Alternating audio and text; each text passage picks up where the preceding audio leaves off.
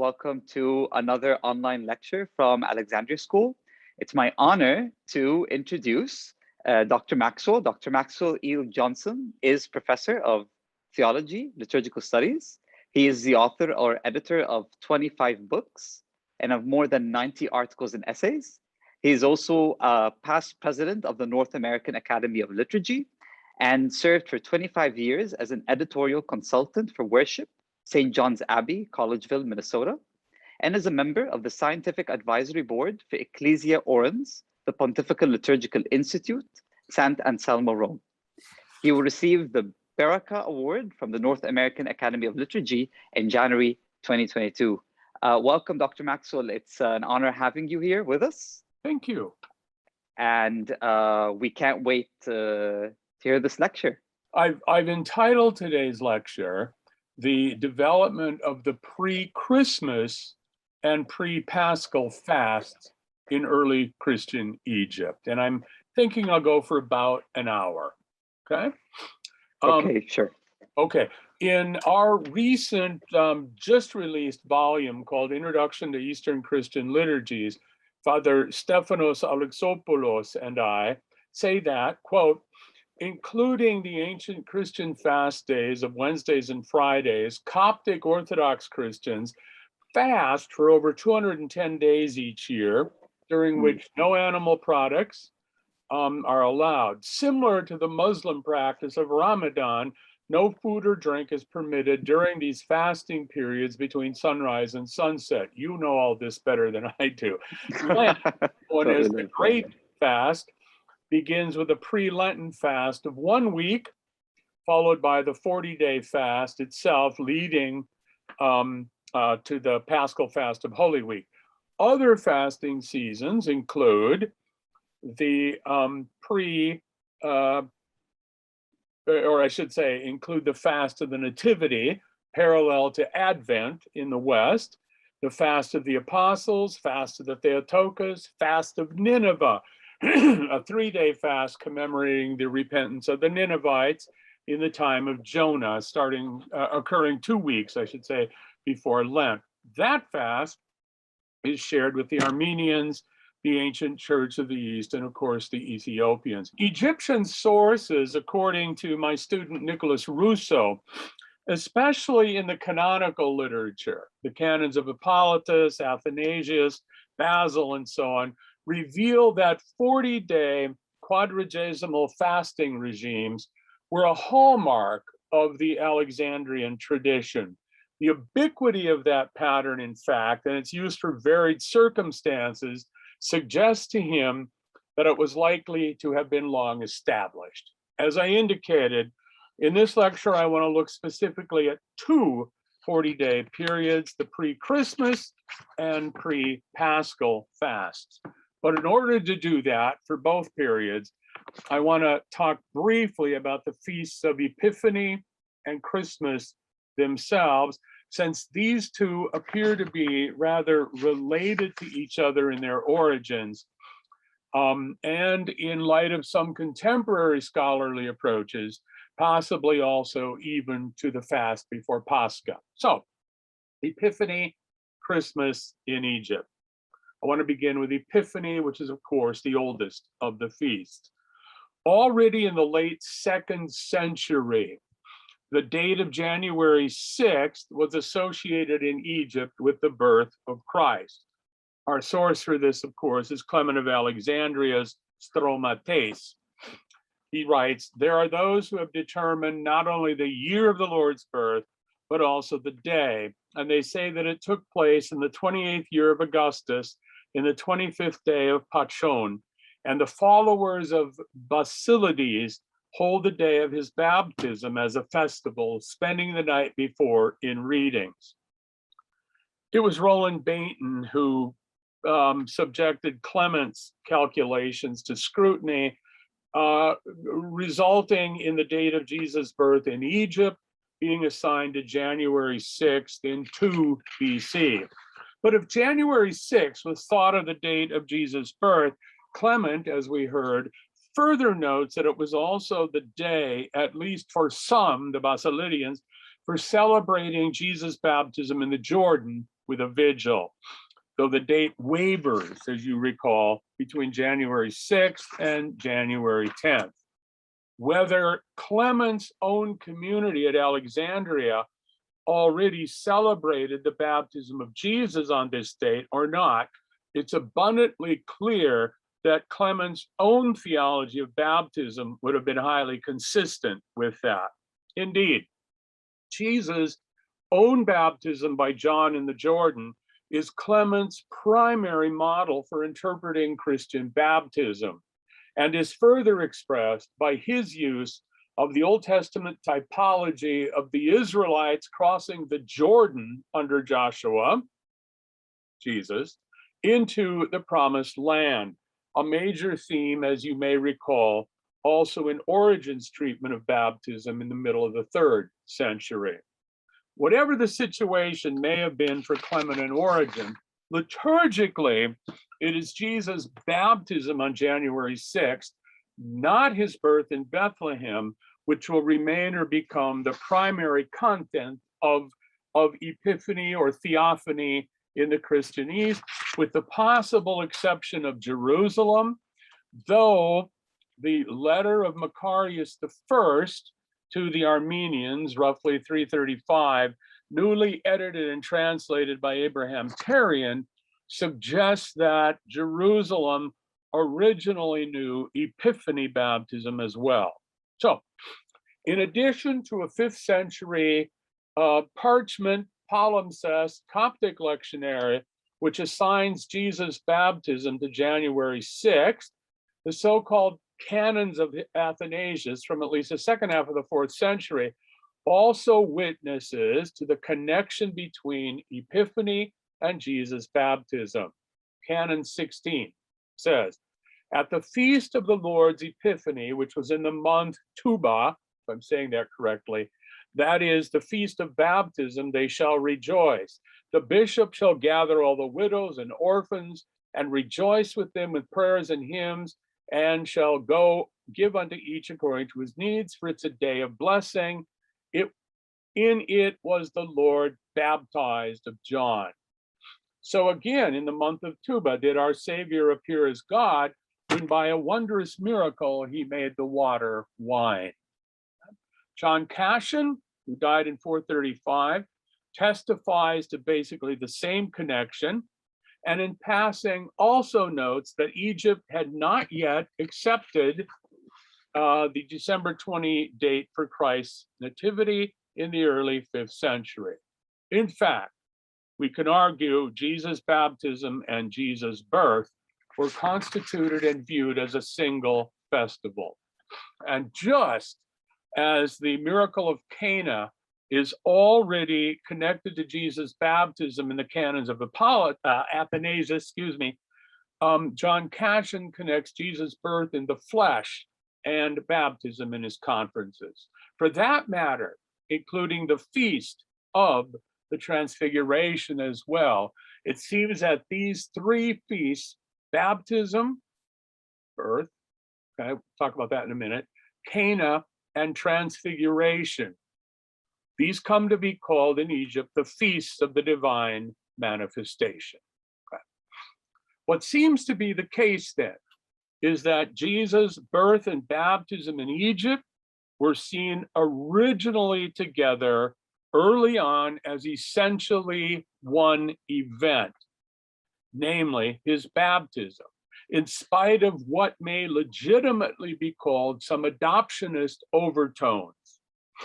This was the event of Jesus being begotten by the Father at his baptism, as the textual variant of Luke's gospel makes clear. Luke 3:22, you are my son, today I have begotten you. Such is clearly the theology of Clement and Origen, a theology highly consistent in associating birth and baptism together, and one that is also particularly strong in the early Syrian tradition.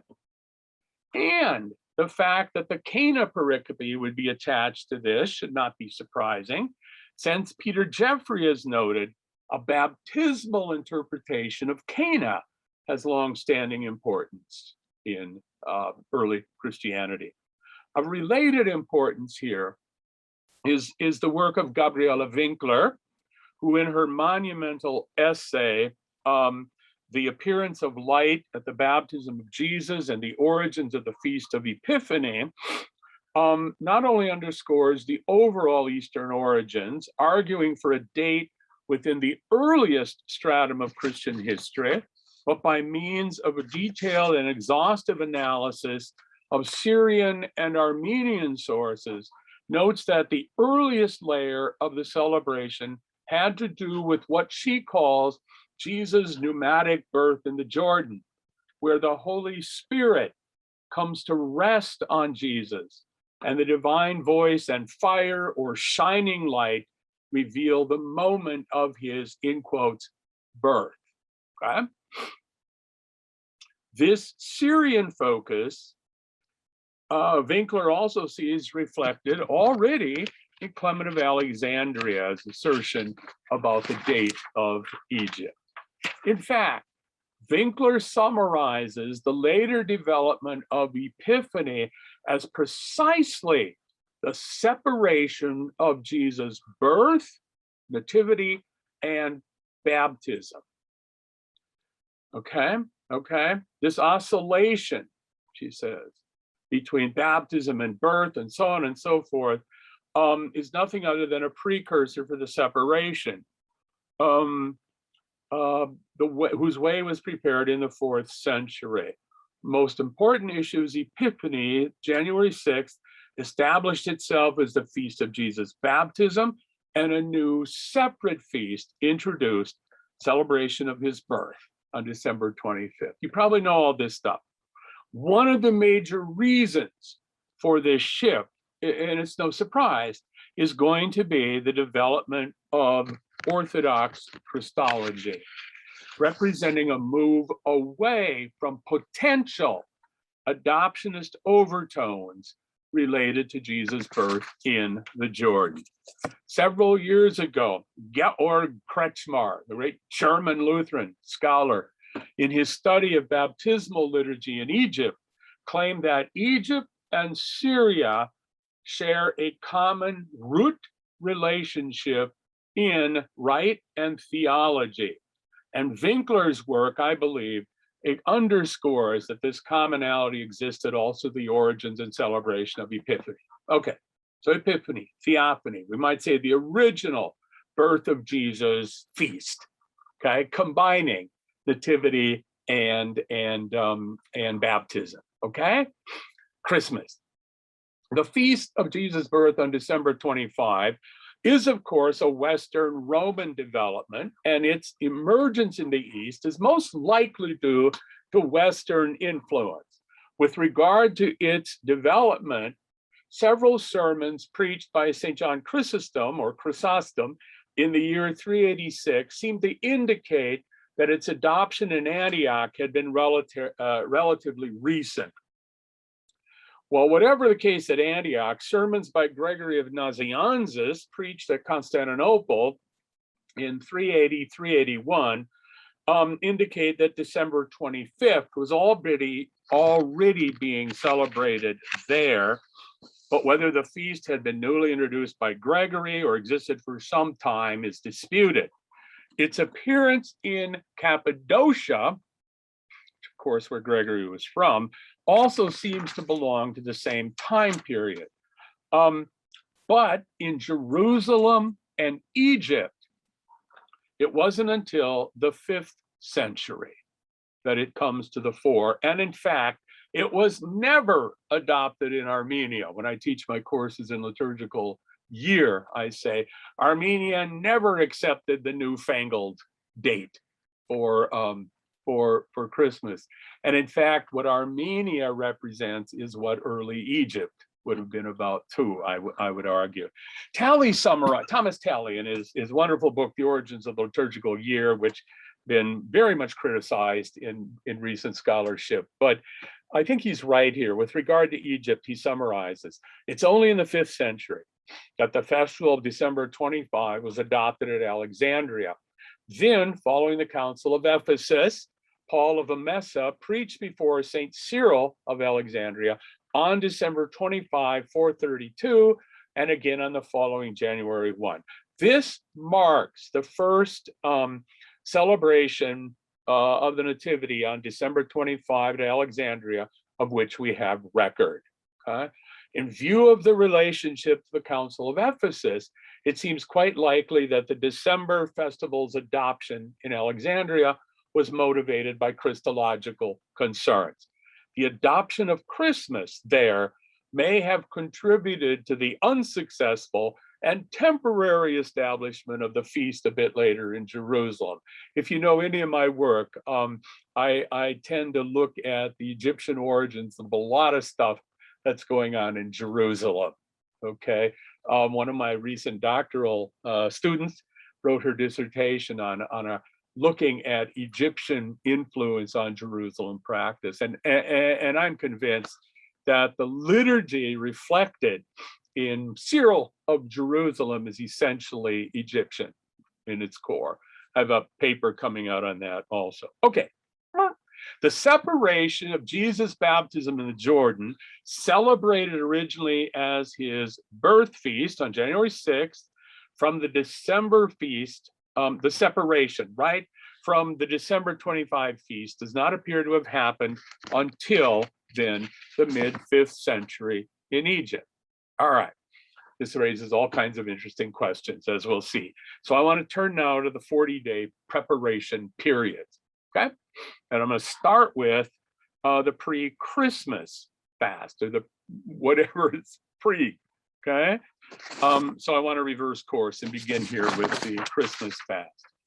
Early evidence, and I suspect that there are many of you on this lecture that know this stuff better than I do, but early evidence for the pre-Christmas fast in Egypt of what is today 43 days in the Coptic Rite is simply non-existent. And we're dependent here on medieval sources. And an excellent resource that I discovered, and upon which I'm somewhat dependent here, is John Habib, his Why and How We Copts and Eastern Orthodox Fast Before Nativity. It's a very helpful thing. According to him, while it appears that local regions developed different observance periods, maybe as early as the 4th century, to which I would add, at least in the West, for the Eastern Orthodox, the year 1166 is the official Eastern Orthodox church-wide establishment of a pre-nativity fast 40 days prior to the celebration of Jesus' incarnation birth. So 1166, 12th century. But in the Coptic Church, the official institution of the 40-day nativity fast was 100 years earlier than the Byzantines, if you will. Pope, if I can say his name right, Christodoulos, Patriarch of Alexandria, AD 1047 to 1077, I'm sure you're aware of this, established a canon, Canon 15, in which he says, the fast of the Holy Nativity shall be from the feast of Saint Mina, I believe that's 15th of the Coptic month of Hatur, corresponding to roughly November 25 or 26, to the 29th of Kiak. Is that how you say it? All right, Kiak, corresponding either the January 7th or 8th, end quote. Well, if Pope Christodoulos' Canon 15 was the establishment of the pre-Christmas 40-day fast, why do we say 43 days? Many, as you know, you probably cited this and said this, many have interpreted these to be a commemoration of the miraculous event of moving the, is it Mukatam mountain? Okay, during the 10th century patriarchate of Pope Abraham, 975, 978. He wasn't Pope for very long, okay? In response to a challenge by the Caliph to prove the truth of Christ's famous saying that if one has the faith of a mustard seed, they can move mountains, Okay? It's also said that Pope Gabriel VIII, who was the 97th Patriarch of Alexandria, situated the fast this way in 1602, adding 3 days to the Nativity fast to commemorate that miracle, lengthening the fast from 40 to 43 days. Guess what? There is no evidence for that. In fact, the tradition of assuming the extra 3 days added to Nativity fast in honor of that miracle of moving the mountain is only documented, guess what, between March 2012 and November 2012. Very recent, when the monastery, I believe this is correct, known as the Syrian in Egypt, published a revised trial edition of the Synaxarium, in which the entry for 16 Hatur says this, quote, "The duration of this fast was 40 days, with 3 days added to commemorate the 3 days that were fasted by the clergy and Coptic people before the miraculous moving of the Mukatam Mount," end quote. 2012, not that long ago, 9 years, right? However, the more reliable critical edition of the Coptic Synaxarium makes absolutely no mention of this miracle and its association with the Nativity fast. It only says that 16 Hatur is the start of the Nativity fast among the Coptic Christians of Egypt, with the Feast of Nativity on Kiach 29 aligning with the original Canon 15 of Pope Christodoulos. Christodoulos, excuse me. Father Shenouda Mahir Ishak says this: although this story is documented, the attribution of the 3 days fast in commemoration of the miracle is not. It's not mentioned by Christodoulos, who instituted the fast in its present form, nor by other historians. So, now here's what Father Shenouda thinks. The 3 days were added, added were originally part of what the Copts know as, right, Paramon. With me? Paramon, which is a specially reserved fast prior to both Nativity and Epiphany. How long is this Paramon? Isn't that great? The hypothesis here is that on the day before either feast, the faithful are to fast with strict abstinence, okay? But if the feast falls on Sunday or Monday, whereby strict abstinence is forbidden on the day prior to those days, like Saturday and Sunday, then the Paramon is extended to 3 days, right? 3 days, whereby Friday is fast strictly, followed by 1 or 2 days of less stringent fasting, okay? This, however, if you do the math, this only works out when the feast falls on a Sunday or Monday. And an alternative answer has been suggested by Father Athanasius al-Makari at the St. Macarius Monastery. He argues that in Origins, we're talking simply about a 6-week fast, which equals 42 days. 6 times 7 is still 42, with the 1 day of the Paramon making it 43. So think about it. This year, 2021, from the Feast of St. Mina, roughly November 24th, right? With the 6-week, 42-day fast beginning on the next day, November 25th, makes January 6th the Paramon, day 43, with Christmas falling on January 7th. This is perfect. This works out perfectly. And I think he's probably correct on this with regard to this 43-day fast. But I want to push it further. Is there evidence for an even earlier pre-Christmas fast of 4 weeks or 28 days, similar to Roman Advent? As you well know, because you use this all the time. The current Coptic lectionary for the Eucharistic liturgy for the 4 Sundays of Chiach contains sequential gospel readings from the Gospel of Luke, chapter 1, It's a long chapter, by the way, with the result that the first Sunday celebrates the Annunciation of Zechariah, about John the Baptist's birth. The second Sunday celebrates the Annunciation of Mary. The third, the visitation of Mary to Elizabeth. And the fourth, the birth of John the Baptist, or John the Baptizer, because he wasn't a modern Baptist, which I always point out to my students, and sometimes in homilies, right? Well, and the culminating then on Christmas. Parallels to this, some parallels to this exist, at least in part elsewhere in the Christian East. The Syrian Orthodox, both West and East Syria, have an 8-week Advent period of 40 fasting days. You don't count the Saturdays or Sundays, with the last 5 Sundays focusing basically in the same sequence of the Lucan narratives, and birth of John the Baptist, with the addition on the Sunday right before Christmas of the Matthean text of the Annunciation to Joseph.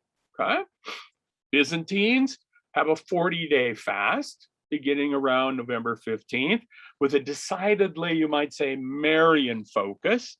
And the Armenian Rite, culminating on January 6th, begins a 50-day period, actually from 48 to 52 days, called Hisnog. The Armenians have such great words, Hisnog, right?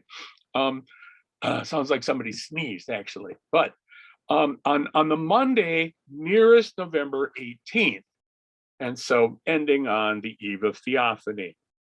And during that period, it's not entirely fasting. It's 3 5-day fasts in that whole season.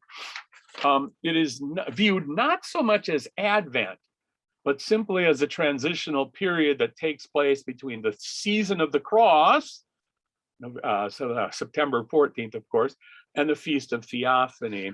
Also in Armenia, the Feast of the Presentation of Mary in the Temple and her conception provide also a Marian focus. Okay, the closest parallel, however, to a 4-week pre-nativity fast is not in the East at all, but it's at Rome.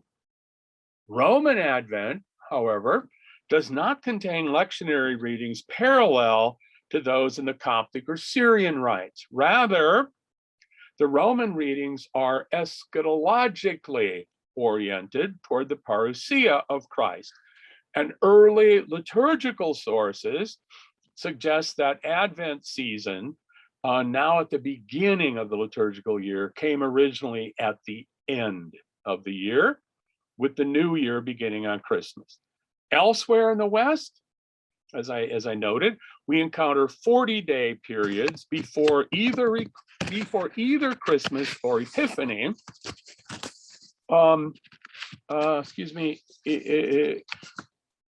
In relationship either to baptism coming up on Epiphany, and also occasional lectionary references to events like the Annunciation and Visitation. So what does all this mean possibly for Egypt? Well, if Egypt received a 4-week or 28-day pre-Christmas fast from the season of Advent at Rome, it could not have happened before the early 7th century. Why do I say that? Because Gregory the Great, Bishop of Rome, 590 to 604, is credited with shortening the Roman Advent from 6 to 4 weeks. Okay, so 3 possibilities suggest themselves.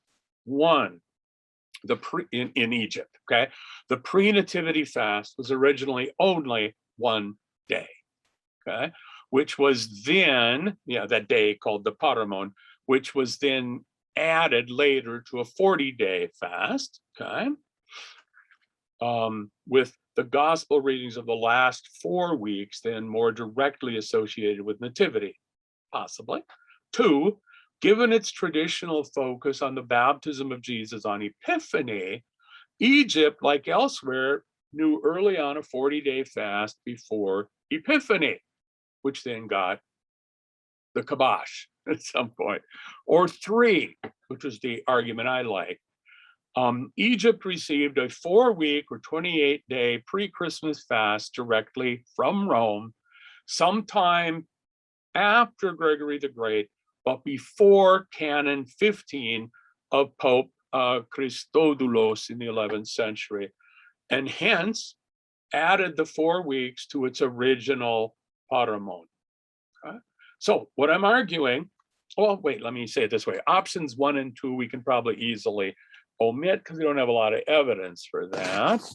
And but for this 4-week period, the 28-day or 4-week plus paramon pre-Christmas fast, even, and this is why I think maybe something's going on here, even today in the Coptic Rite, if the 29th of Kiak only allows for 3 Sundays total in Kiak, then a Sunday is borrowed from the previous month, right, of Hatur, in order to preserve all 4 of those gospel readings.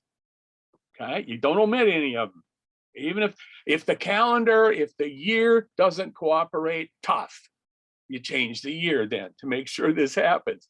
Moreover, each of these 4 Sundays has a designated gospel response, unlike any other season in the Coptic liturgical year, including Lent, where in Lent you have a single response used for every Sunday, not in these 4 Sundays of Kiak.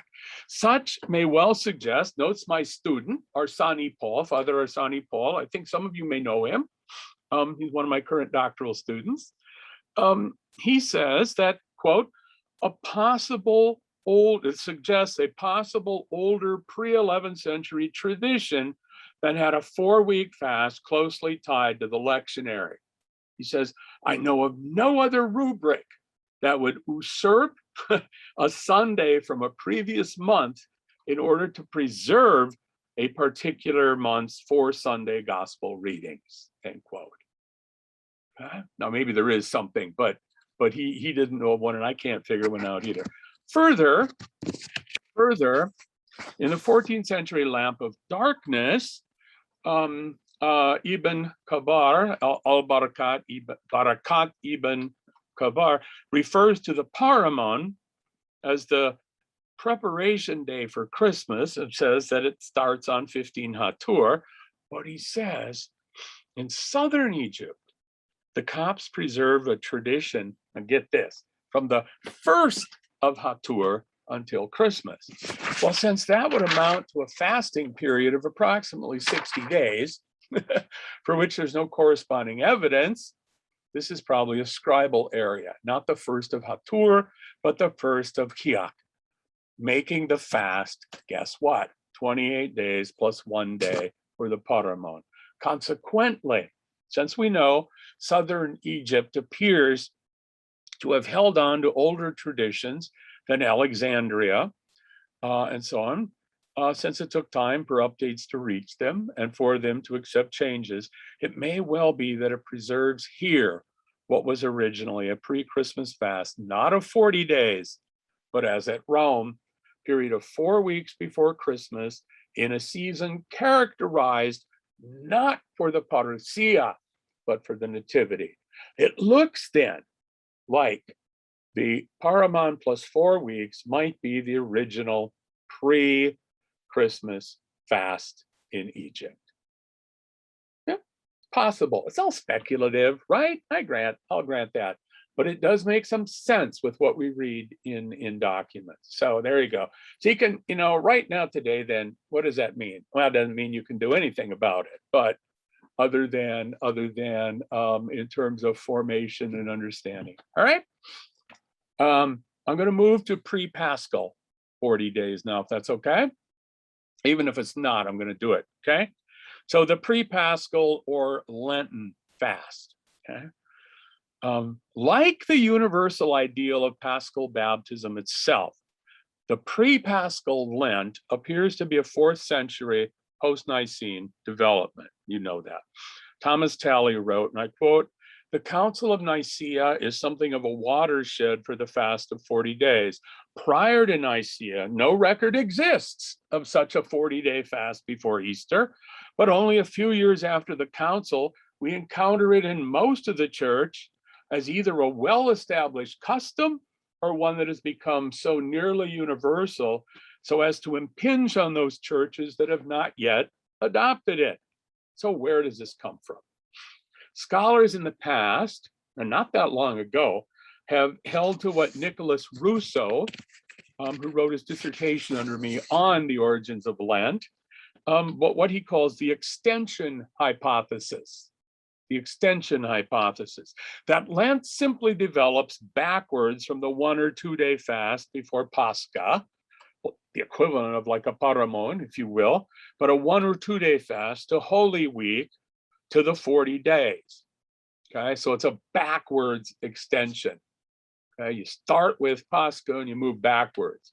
Well, most recent scholarship on Lent, notably by Thomas Talley, Nicholas Rousseau, and the Coptic scholar you may know, Magid Mikhael, has necessitated that we revise previous theories.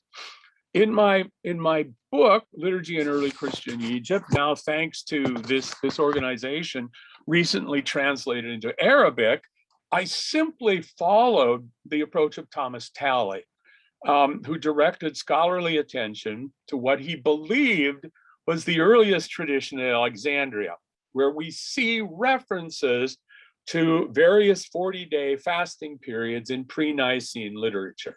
Okay, these references are in Origen's homilies on Leviticus, in Peter of Alexandria's canonical epistle, in the context of remarks about reconciliation of penitents, and twice in the canons of Hippolytus. The earliest document, we believe, derived from the so-called apostolic tradition ascribed to Hippolytus of Rome in the early 3rd century. And of course, I was involved in a new commentary on that document. And we basically say, well, it's not apostolic, it's not Hippolytan, it's not Roman, and it's not 3rd century, okay? But the earliest derivative document may be early 4th century, namely the canons. These texts, you know them, I'm sure. Origen says, we have the 40 days consecrated to fasting, along with the 4th and 6th days of the week on which we fast solemnly. Okay, what's the 40 days about, right? Peter of Alexandria says, after he mentions a 3rd year period of penitential practice, he says it's sufficient that other 40 days should be enjoined upon them to keep them in remembrance of those things, these 40 days during which our Lord and Savior Jesus Christ had fasted. Okay, so he's relating this 40-day fast to that of Jesus in the wilderness, okay, or in the desert. Canons of Hippolytus 12 says, during 40 days, the catechumens are to hear the word of God, and if they're worthy, they're to be baptized.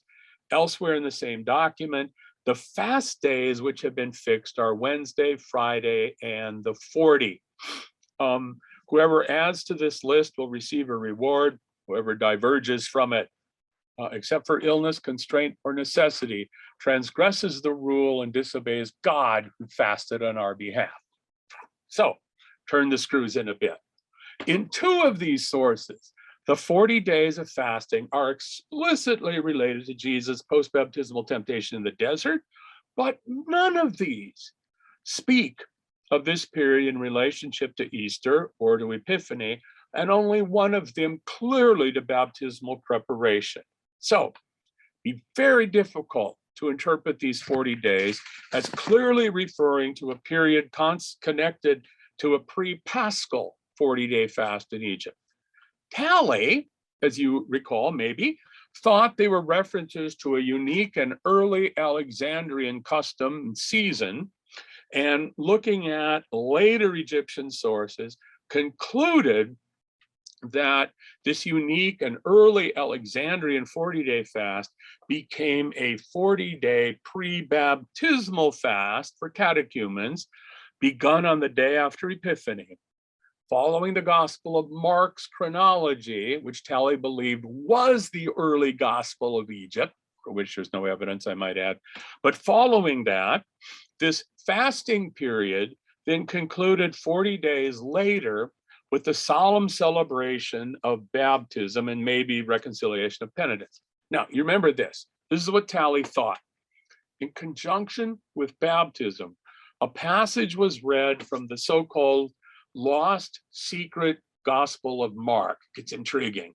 The Marsaba Clementine Fragment, which describes somewhere between Mark 10:34 and Mark 10:35, an initiation, putting question marks, rite administered by Jesus to a Lazarus-like figure he had raised from the dead 6 days earlier. In this fragment, purportedly coming from Clement of Alexandria himself, addresses a certain Theodore, we don't know who that is, regarding a mystikon evangelion, or mystic gospel, which contains additions of the Gospel of Mark, and which Mark himself added to his gospel. By the way, some scholars still believe that. Okay, so this stuff is not gone, right? And these additions were only to be read to those initiated into the great mysteries. Okay? Because later tradition seems to preserve a memory that in the early Egyptian church, baptisms were conferred on the 6th day of the 6th week, or 40-day fast, the day on which this tradition also says Jesus baptized his disciples. Talley concluded, aha, this day, that the above passage from secret Mark would have been read to the candidates. Similarly, the beginning of the gospel of Jesus Christ, the Son of God, through his baptism by John, would have been read as the gospel on January 6th, and then kicked off the 40-day or 6-week fast in imitation of his own fast in the wilderness. All right, this period, claimed Talley, would have been marked by sequential Sunday readings of Mark, organized in such, this is ingenious, right? Organized in such a way that the secret gospel would have occurred naturally in the context of initiation at the end of the 40 days. Well, Talley's theory is largely rejected today. Since it appears to be based less on available early Alexandrian evidence and more on Talley's hypothetical reconstruction of early Alexandrian practice. Subsequent research, Nick Russo says, has opted for a more agnostic stance since Complani, Buchinger, Martin have dismissed what he calls this transposition hypothesis, namely, that the post-Epiphany 40 days now becomes placed before Pascha after Nicaea. They consider the later sources testifying to a primitive post-Epiphany fast to be contradictory and unreliable. M. Michael, in his work on Demetrius of Alexandria, has argued that rather than preserving the memory of a historical ancient custom, the post-Epiphany tradition, get this, was fabricated at the turn of the first millennium in the course of intra and intercommunal polemics and apologetics. According to at least two sources from the 11th century and the 14th century, certain Muslim and perhaps Jewish critics disparaged Christians for failing to observe their main fast after Epiphany, as they had done in the apostolic period and as their own scriptures warranted. It was in response to this allegation, Michael argued, Christians invented the tradition they had done so originally and only transferred Lent to Easter during the time of Demetrius by ecumenical consent and under divine inspiration. So this whole thing is based on fabrication. And I won't go into too much detail, but that's precisely what some contemporary scholars argue about this secret gospel, that it was simply a fabrication on the part of Morton Smith. So where are we? Now, here's what's interesting though. Part of Michael's argument concerns the references to 40 days in those early canonical sources. For Michael, none of these references are conclusive with regard to a post-Epiphany fast. Assuming that Origen's reference is to Caesarean and not Egyptian practice, it's a toughie, right? that Peter of Alexandria is referring to a 40-day culmination of a fast for penitence alone. He also assumes that the references in the canons, 40 days, given the late date of the Arabic text of the canons, which is 7th century, but the original Greek is usually dated in the 330s, for which we don't have access. He's just assuming already at this late date, the reference to the 40 days is pre-Paschal Lent, okay? Michael's approach here is consistent with both Alberto Camplani and Harold Buchinger, who argue against the position that what became Lent derived from this early pre-Nicene period, and basically says they reflect later developments, and they tell us nothing about Lent. And he says the safest course for us is to accept that the real origins of the 40 days lie in the dark. Okay, well, I'm not ready to do that. At the same time, as I said, the authenticity of the so-called Marsaba Clementine fragment, Tally's missing link, is strongly questioned. Also, with regard to the origins of Lent, Peter Jeffrey, in his book on the secret gospel, notes that the so-called preference for Mark in the Alexandrian liturgical tradition is nowhere documented. You know, Alexandria is the Sea of Marks. You can see how somebody go, Sea of Mark must mean we're reading Mark. But it's not the case. Nevertheless, because what is documented in extant Coptic and Ethiopic lectionaries does not show a system of what's called Lectio Continua, a straight reading of any gospel, but rather a mixed one of all the gospels during various seasons.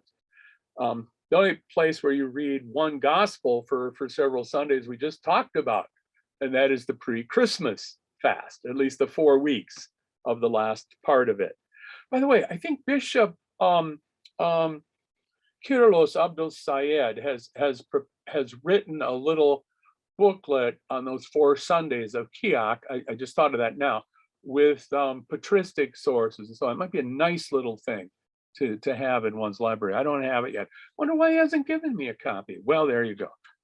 In any event, what is documented, so the so-called preference for Mark is not documented in the Alexandrian tradition.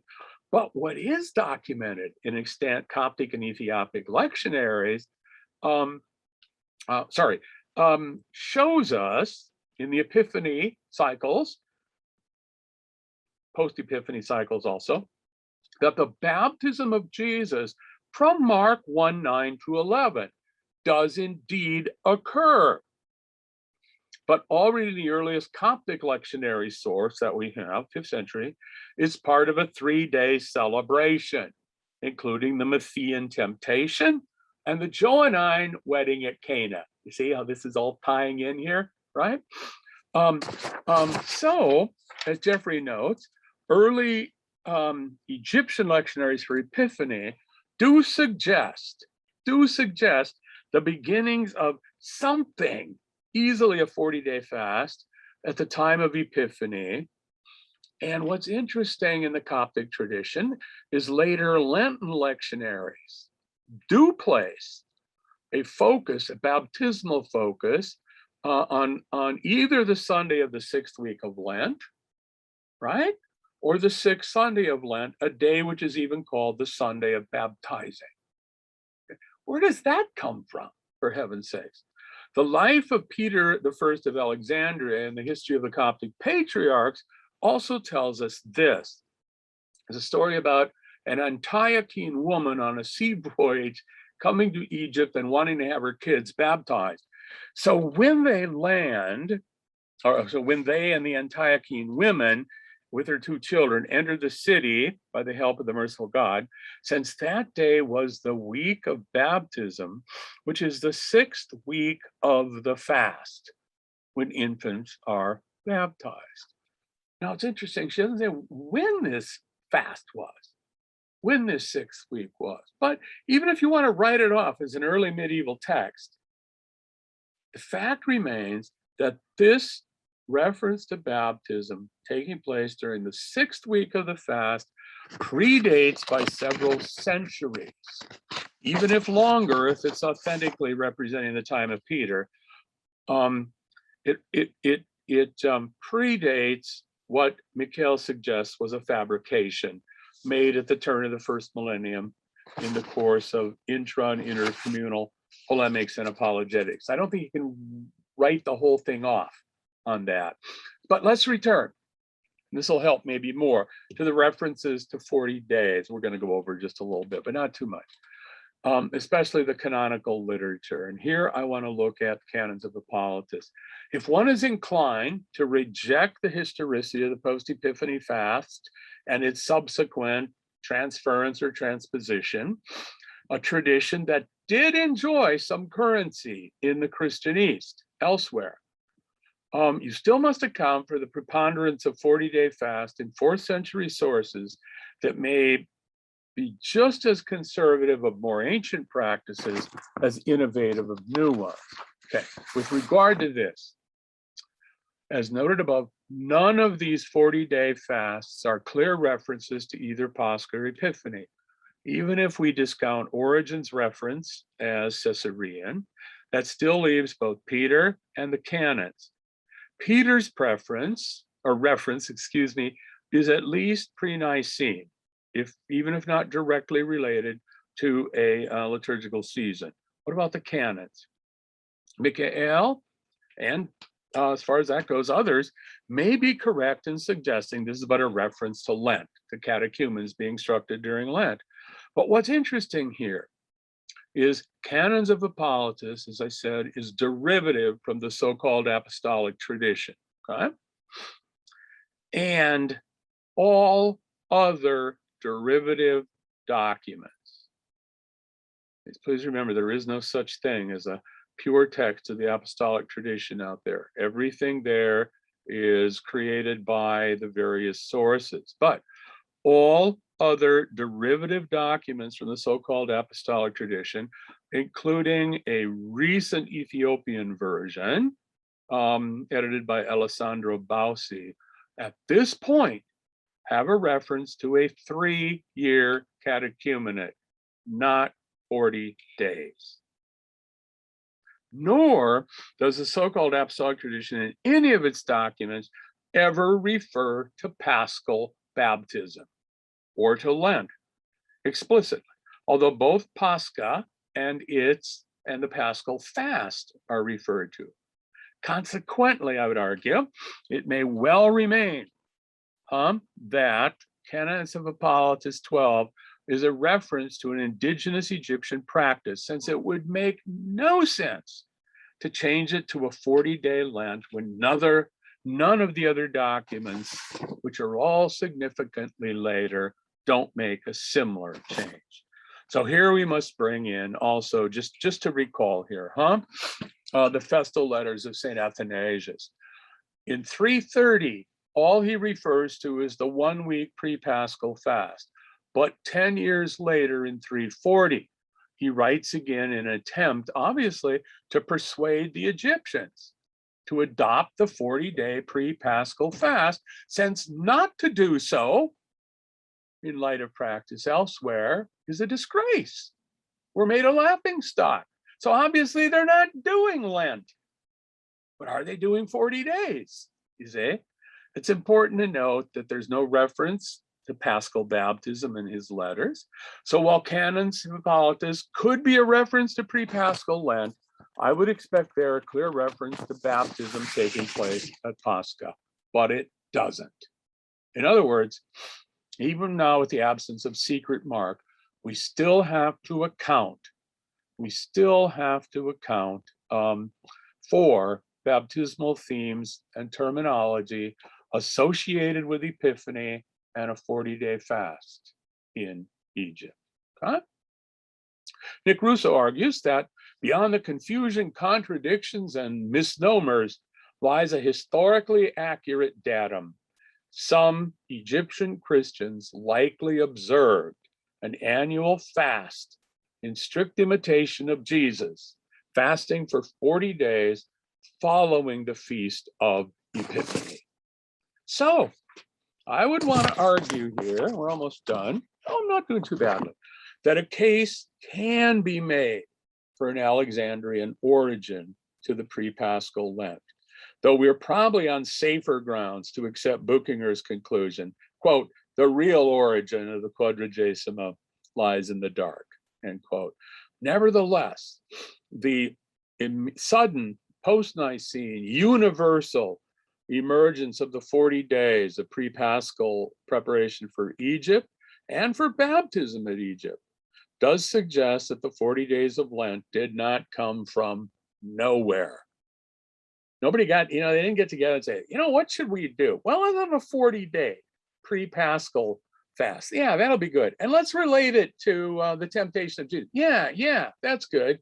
No, it has to come from somewhere. Hence, although eventually accepting the 40 days of Lent before Easter, Egypt, I lost my place. I'm sorry. Oh, I was going to say, after Nicaea, stated preference for Paschal baptism was followed everywhere except Alexandria. There, although eventually accepting the 40 days before Pascha, Egypt, it looks like, continued to celebrate its baptisms at the very end of that 40-day period, even on Good Friday first, until we add another week of fasting, and then baptisms take place on the Friday before Holy Week. So at the end of the 6-day period, a vestige of that tradition continued for a time in the Coptic Church, with baptisms not permitted between Palm Sunday and Pentecost, thanks to, again, Pope Christodoulos in the 11th century. Such a practice is no longer followed today, but it does point to something. I'd like to point out in the West, this is prime time for baptism. In the Coptic rite, at least in the 11th century, no, we're still not doing it. Today, we baptize every day, and so on. But so let me conclude quickly. If it's true, we simply cannot know the origins of Lent. This is also the case that we have seen pretty much with the origins and development of the pre-Christmas 43-day fast. With regard to the development of both of these periods, conclusions must remain tentative, suggestive, and speculative. Well, I'm not ready to give up the possibility of an Egyptian post-Epiphany fast related to Lent, the transposition hypothesis, in the words of Rousseau. I am convinced that what light might be shed on this topic has more to do with the origins and evolution of Epiphany and Christmas and related theological issues rather than seasons of preparation per se. That is, whether we're talking about a pre-Christmas Christmas/Epiphany fast with a post-Epiphany fast, I think the theological issue is still Christology. And in light of Arian adoptionism, both Paschal baptism and the newly, at least 5th century, established Feast of Christmas in Egypt shift the theological emphasis away from the Jordan to the manger. Hence, the key to the development of both 40-day preparation periods seems to be closely related to the separation of Epiphany and Christmas from each other. So, and I have argued, of course, I should have mentioned this earlier, I'm sorry. We're talking about the pre-Christmas Epiphany fast, which I have argued was probably the Paramon and then a 4-week period added to that later. Okay, that's about what I got. And it's about an hour that we did. And I threw out whole pages and everything else here and there, which if we publish this somewhere, I'll add everything else into it. Looks like we lost a lot of people from the video in all of this, huh? They probably didn't want me to see their faces going. They're, or whatever. they're probably embarrassed. No, about what? Nah, they're not. Oh, good. So I don't know what the procedure is here. I don't know if questions. If it's okay for you, maybe we could have like a round of questions. Okay, that's perfect. Let me answer Riyadh. I hope I said that name right. Couple of questions. You all see this probably. What would you say about the huge amount of fasting as being related to strong monastic influence? Oh, absolutely. I mean, in terms of, or should we not put a clear distinction between monastic and cathedral offices? Not in Egypt. Okay, the office remains the most monastic of all the Eastern offices, and what's the point I'm saying here now? I think there's huge monastic influence. Yeah, absolutely. To answer the first question. Also related, what was the role of lay people in forming liturgical feasts or fast, if there were any? That's a very good question for which I do not have an answer. Most of this seems to be, shall we say, top-down kinds of statements. Namely, it's popes who are saying this. I mean, people are, I think that's one of the great issues, though. What's going on in southern Egypt, huh? What's going on in upper southern Egypt? And that may be we're dealing with the kind of experiential, sometimes we might call it the lex orandi, if you will, of people experiencing this. So this comes would come as an imposition. Say, no, we got to have 43 days. What's wrong with our 28 days? Yeah. Well, we don't know, but now you're going to do this. Yeah. And your third question, Riyadh, the reasons behind theological disinterest. Oh, yes. Well, there you go. There you go. The theological disinterest comes about, I suggested just very briefly, from the emphasis on transfiguration. I'm not quite sure, but that remains in the lectionary as one of the elements with this. The baptism of Jesus, though, it's the voice, right? You or this is my beloved son in whom I am well pleased, or the Lucan variant, which is in the pre-Nicene church, widely used. You are my son, today I have begotten you. The reason for disinterest is going to be the fear of succumbing to Arianism. So it's a Christological issue. Do you believe Jesus was not the Son of God till his baptism in the Jordan, or till his transfiguration, whatever? You can't say that and be good Nicene Christians, you know. So, but I think that gives the reference over to Christmas, so the great feast of the Word becoming flesh, saying it's his birth, it's his incarnation in Mary, not at the Jordan, so that the Jordan becomes then, the Jordan event becomes then simply a revelation of an identity that was shared from the beginning. You know, a great little study of this is Raymond Brown's little book called An Adult Christ at Christmas, where he looks at the backwards development of Christology in the New Testament. I think that's what's going on in the liturgy also. I hope that helps, Riyadh. Okay. Anything else? Anybody else? Oh, that's you. That's you right there. I'm sorry. I was looking for somebody that wasn't on the screen. I hope that helps. Okay, thank you. Thank you. To everyone else, the floor is open. If you have any questions, you can write them in the chat. If you want to be unmuted, just raise your hand and Yusuf will unmute you. If you want to say your question yourself. You don't have to ask anything. That's fine. You know, Yeah. nobody's talked to me about this, but hopefully we'll get this published. Maybe That would be great.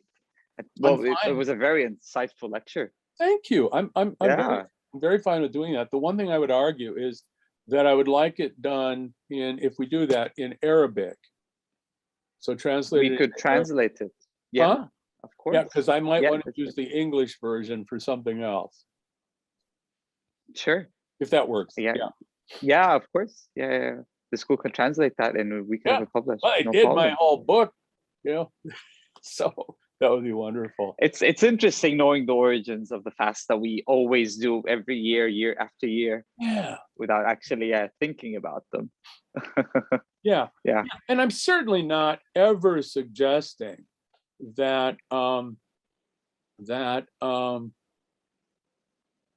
that this means things should be reformed, or changed. That's never my suggestion. My own approach is always for understanding more than anything else. Yeah, exactly. And maybe though That's wise. maybe a way of emphasizing certain portions of the season. Like no matter where you do Lent or where you do baptism and so on, the whole Lenten focus on baptismal preparation can be helpful theologically, or the whole focus on those beautiful texts from Luke in those 4 Sundays. You know, how great, you know? That's just wonderful. Good. It is. It is. I think Marco has a question. Yes. Yeah. Oh, thanks, Marco. Yeah. Well, it seems to me that there is no real credibility of that story. That this is an invented story, and its use for Lent. I didn't look into any more detail on that than what I said. I'm just going to look and see if I said anything. I mean, oh no, the story is certainly out there. That's not the issue. The story is certainly out there. It's a wonderful, beautiful story, and I don't know about its historical credibility, but the story does not translate into the additional 3 days. That's the thing. That's the thing. Not the the lack of connection. That's the issue. But the whole story seems to be documented. But nobody really says until much later on, like 2012, that this is the reason why there are 3 extra days. Yeah, if that helps. I think Marco was asking. Okay, perfect. Yeah, that answers the question. Yep. Okay, that's what he was great. asking. Okay. Well, if no one else has any questions, I would like to thank you, Dr. Maxwell. It was really interesting lecture. Oh, we do. Daniel. Yes, Daniel. Oh, Here's something to look at. I hate to do it. I hate to blow my own horn on this, but not really. Paul Bradshaw and I did a book called, see if I can even find it now on my desk. Yes, I can. The origins of feast, fasts, and seasons in early Christianity. And we talk a little bit in there about Advent. We have a chapter on Advent, of course, and we start out with the East. So it's not detail, but it could maybe help you go into some kind of direction, further if you'd like. Okay. Yeah, Riyadh, you're muted. Yeah. Where are you? I don't see it. Thank you. Oh, the name of the book. Yes, it's simply The Origins of Feasts, Fasts, and Seasons in Early Christianity. And it's published by, thank you, it's published by the Liturgical Press in the United States and by SPCK in England. Okay. Good. There you go. Okay, very good. Very good. Okay, great. Daniel has a question. Sure. Okay, so you have 2 questions. Okay, we can go with Riyadh first and then Daniel. Cultural influence on feasts and fasts. Yeah, I can't give you a specific answer to that, but it's there. It's not just monastic, but Egypt is of course always in conversation or fighting, with Muslim issues too. So is there influence there? Good question. And I don't know enough about that to try to focus that. I would like to suggest, I think Paul Bradshaw suggested this, that what happens is that the 40 days were originally, the 40 days in January, were probably simply a New Year's fast. It didn't have any ecclesiastical relationship whatsoever. And consequently, so that's culture, right? And consequently, it's the church possibly making use of this already established cultural fast. So there's always that relationship. Yep. Okay, thanks. Daniel, where's Daniel? Yeah, can you hear me? I can hear you. I can't see you. Yeah, actually, I won't be able to open my Okay, camera that's right fine. now, but yeah. That's So fine. first of all, thanks for this lecture.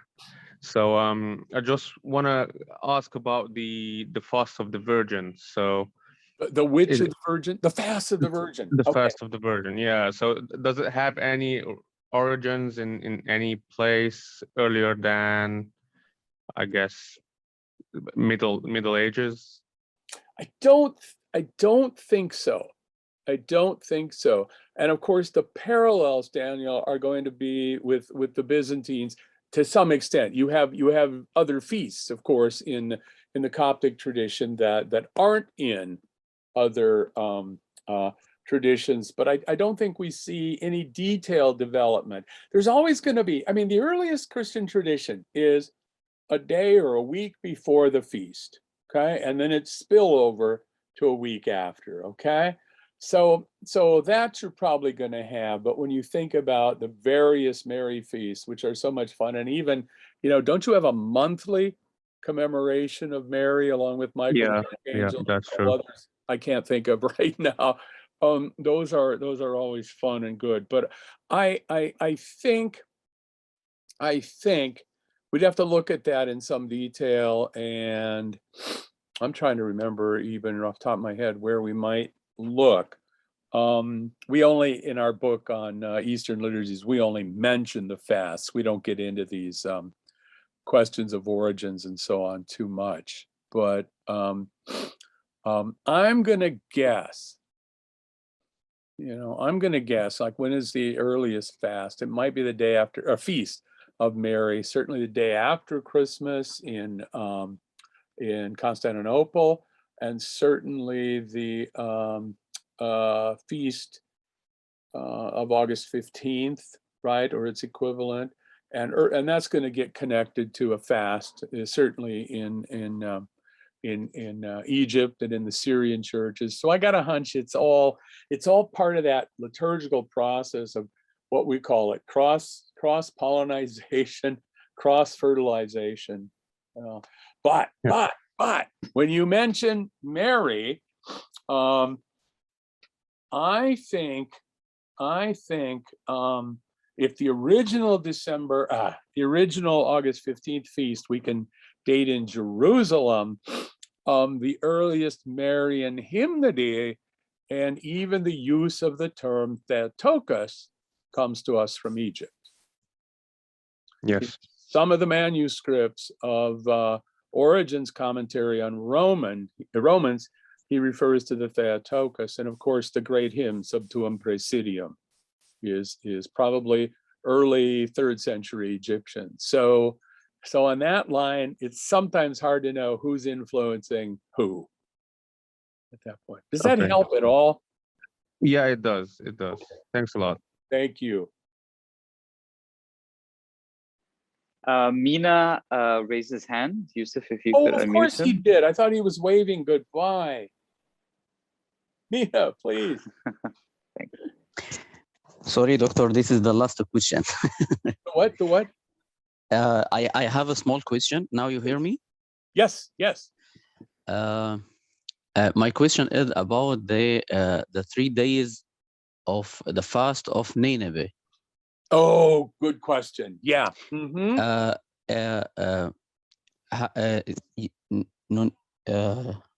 Noah said, Jonas said that in chapter 3, that and Jonah began to enter to the city on the first day's walk. Then he cried out and said, 40 days and Nineveh shall be overthrown.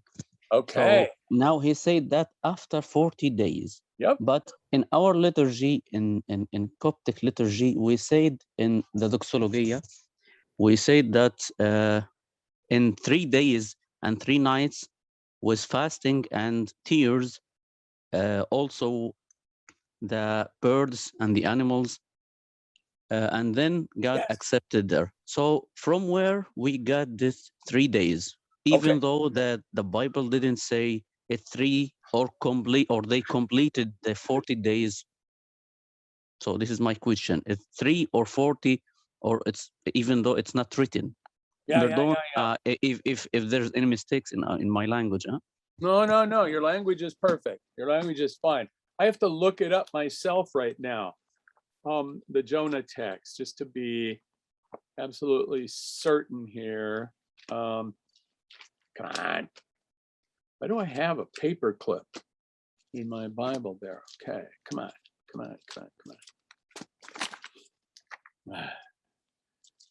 This is great. This is a great question. I don't think it's related, however, to the 43. Let me just look at here. This is a large fish, so on and so forth. Go to Nineveh, their great city. Yeah. You know what you got there, don't you?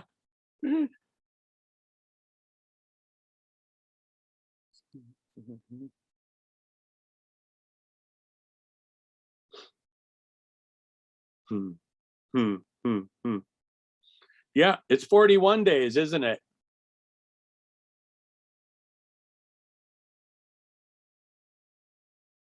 Yeah. Okay, Yes, doctor. Yes, doctor. He said that in verse number 4. Sorry. Yeah. Chapter 3, verse number 4. Yeah, Jonah began going to the city, going a day's walk. Go to the verse right in front of it.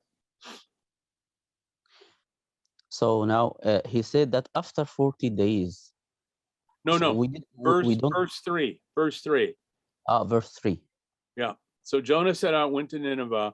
Now Nineveh was an exceedingly large city, a 3 days walk across. But he didn't complete. He just walked for 1 day. Well, that's because the people believed it. Yeah. But that's where the notion of the 3 days comes from for the fast. Yeah. And also, right, Johanna is clear that this is it gets used as the typology or the typos of Christ. 3 days and so on. So the threes, isn't that 3 days in the belly of the fish, though? That's not the 3 day thing. But you can see where it comes from.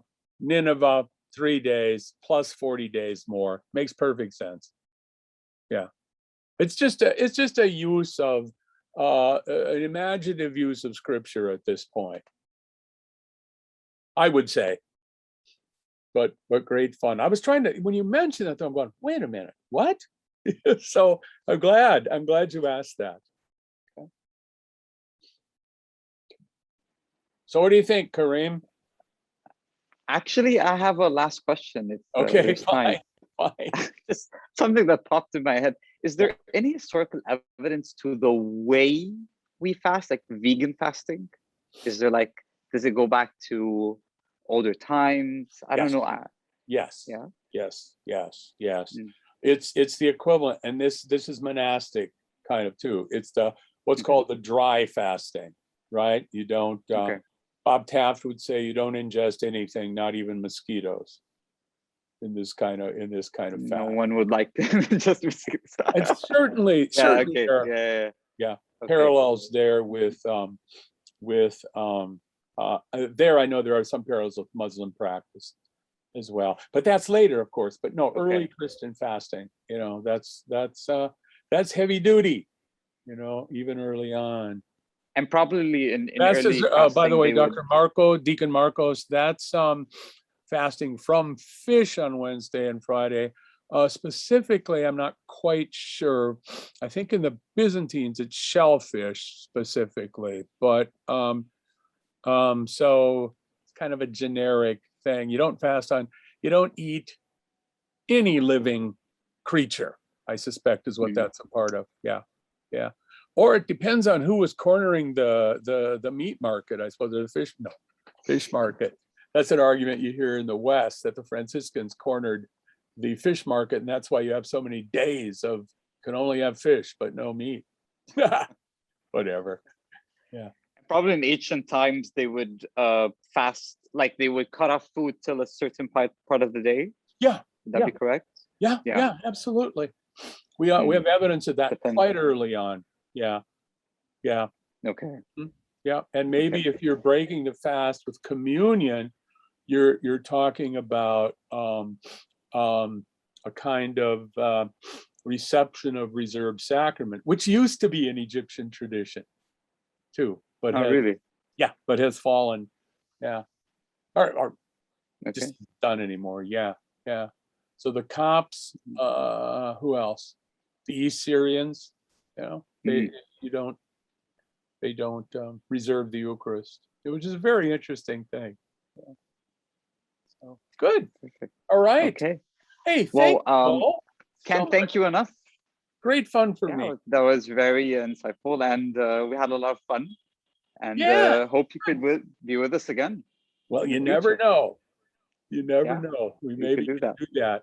I wanted to give Perfect. credit where credit is due. I was dependent highly on discussing many of these things with Father Arsani, and he was so helpful. I don't know if you all know him or not, but he's a wonderful character, and I'm delighted he's here with us right now. In fact, I just went a couple of weeks ago. He presides, celebrates at Coptic liturgy just 5 miles up the road in the small town of Niles, Michigan. It's in a house, and the basement has been turned into wall-to-wall iconography, Coptic iconography wallpaper, including the ceiling, which is very low, a big Christ Pantocrator. It's just beautiful, Plus, so is the refreshment hour afterwards. I guess so. Yeah. Great. Okay, we're good. Okay. Thank you a lot. Thanks Thank a lot. you. Thanks for everyone, all our audience for listening. And we can't wait to see you in another lecture by Alexandria School. Thank you, Dr. Maxwell. Thank you. Thank you. Bye-bye. Thank you. Bye-bye. Bye. Take care. Bye.